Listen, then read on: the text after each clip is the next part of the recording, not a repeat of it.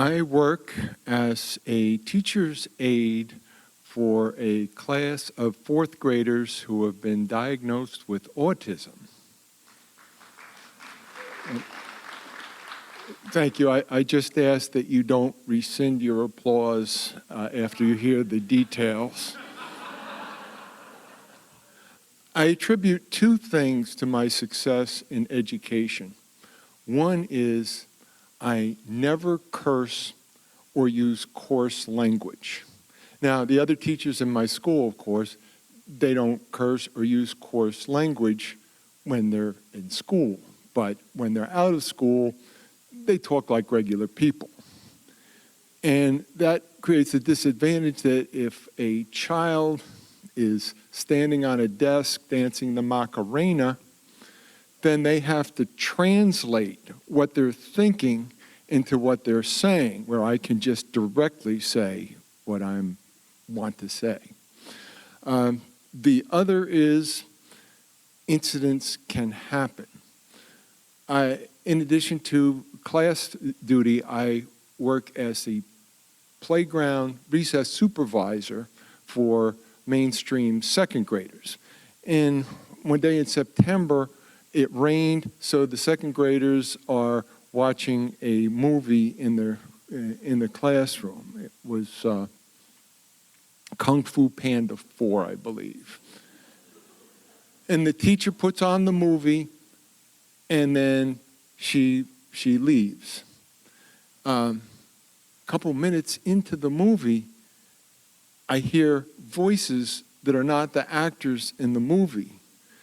And Mrs. V had forgotten to turn off her microphone when she went to the meet. So I bolt out of the classroom thinking of this principal and run around the school and find the teachers in a meeting room. She's with three other teachers talking.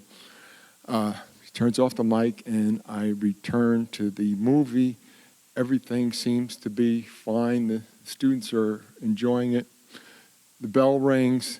And the last boy to go out, he says, "That was a good movie, but what was that bull crap with the voices at the beginning?" My second trait that has been a success is I'm able to assess the character of students very quickly and make adjustments and relate to them in classes. So we have one student, Neil, who every time he's frustrated, he will punch the teacher who is with him. There's 6 aides in our class, and all of us have bruises from Neil because every time he gets frustrated, and he's frustrated all of the time. I took the approach, or I learned, this dawned on me. Detective Clouseau in the Pink Panther movies, he had hired an assistant to attack him randomly. And I looked at Neil this way, that he was my teacher and keeping me alert all of the time. So now I can safely walk through any dangerous neighborhood in America and I am ready. The other student that I was Wayne. Wayne had an unusual circumstance in that he couldn't take a compliment. Any time, well, once a substitute said, "Oh, Wayne, those are really nice new blue shoes you have." Wayne was so devastated, he had to spend a half day in the nurse's office. So one day, Wayne says to me, "Mr. Boddy, you're too old to be teaching. In fact, you're too old to be doing anything." And I said, "Wayne, nice haircut."